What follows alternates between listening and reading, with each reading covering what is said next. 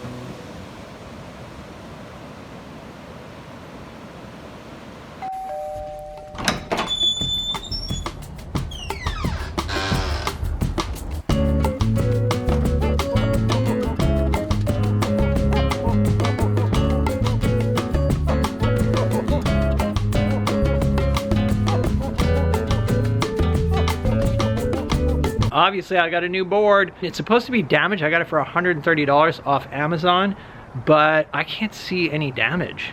This little scratch, that's all I could find. It looks like the nose maybe got a little smushed.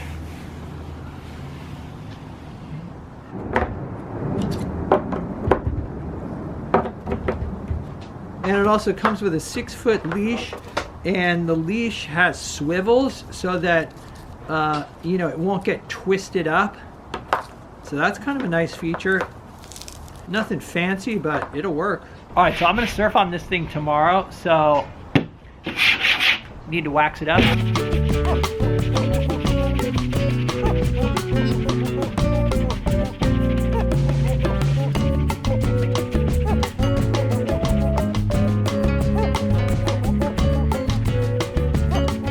The reason I'm waxing it now is because it's going to be raining tomorrow when I'm suiting up.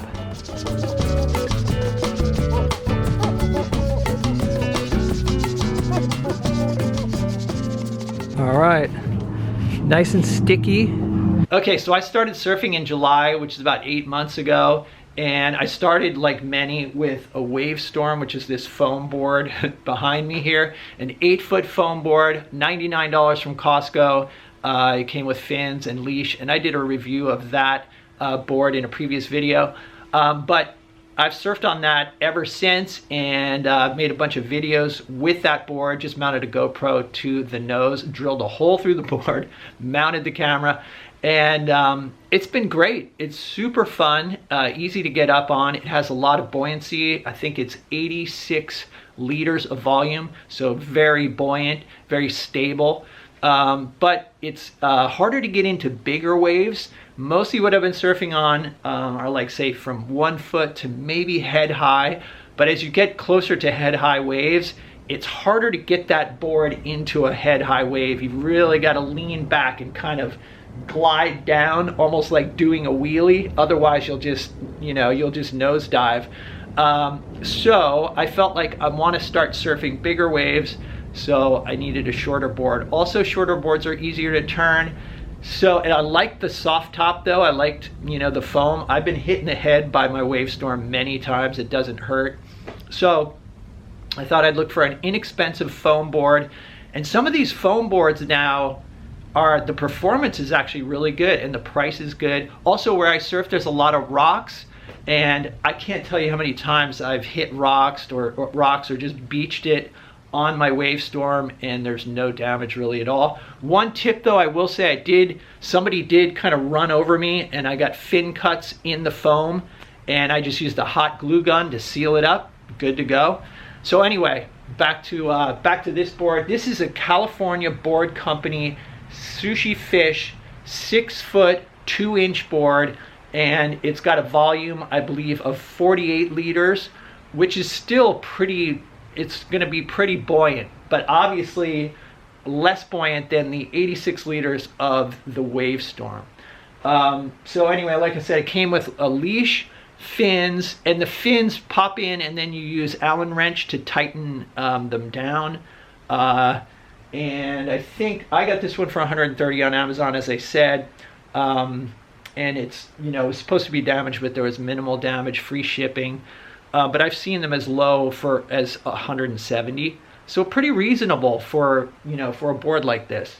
What else am I going to say? I haven't surfed on it. I'm going to surf on it today. It's really cold out. It's like mid 40s. Water temperature is probably high 40s or 50. So I've surfed all the way through the winter. And what I've been doing is I've been surfing with a 5mm suit. It's like a 543 Hyperflex, Hyperflex Viral with a built-in hood. And then I have 3mm booties. There's times where I have to pull off my hood because I'm getting too warm, especially on a sunny day. So I've been able to surf through the winter, and it's been pretty comfortable. All right, so a few brief tips if you're just starting surfing. It can be really discouraging in the beginning. I think it does help to start with a large foam board, like say an 8-foot Wave Storm is perfect, or an Odyssey or something like that. But an 8-foot foam board is great. If you know, you could go 7 foot if you're smaller. I am just over 6 feet and about 170 pounds. You just got to stick with it and not get discouraged, but you also have to go regularly. It's just like painting. I always talk about how, you know, the best way to get good at painting is do it as much as possible, and the same with surfing. If you're just going out once in a while, you know, you could have fun, but you're probably not going to progress very much. The other thing that I've learned is surfing is very mental. It's really important to be out in the water and study waves, how they break, where they break, and that's like the biggest challenge, is making sure you're in the right place at the right time to get on that wave and get that ride. So key is just get out as much as possible. Another thing that I found when I first started paddling out into the lineup, and the lineup is where all the surfers are waiting out beyond where the waves break, and they're waiting for the waves to come in, and you know, you catch the waves out there. When you start out, you might be surfing inside, which means after the waves break, and you'll practice like surfing on whitewater. That's the broken wave. You can paddle and practice standing up, but eventually you're going to want to get out the back, as they say, or outside and catch the waves before they break, so that you can ride them as they're breaking. And so the first time I went out the back, I was intimidated. But what I found is there are a lot of people out there that are just kind of bobbing around and not really catching the waves. So don't be intimidated. First thing I did was I just kind of went out on a day that was sort of big, and I kind of paddled around and I watched what people were doing. And that's when I noticed that out of, say, 25 people, maybe only 3 or 4 were actually catching waves. A lot of people were just sitting around waiting. So I'd say find a good beginner spot, and then don't be afraid to paddle out into the lineup. And even if you just go out one day just to float and look around, who knows, maybe you'll be out there for a little bit and you say, you know what, I'm gonna try this wave. Surfing has been really important for me as a painter, because I spend a lot of time sort of either standing or sitting. It's very sedentary, and it's also a solitary thing for the most part. Surfing has been actually surprisingly social, especially at the place I go. I go so regularly that when I'm out in the water, I see people that I know, and if you're between sets, you can just sit and you can talk and catch up or whatever. So it's surprisingly social, and also just something good about getting away from technology, getting out into nature. And it can be really beautiful out there, even if the waves aren't that great, you know, just sitting and being in that environment.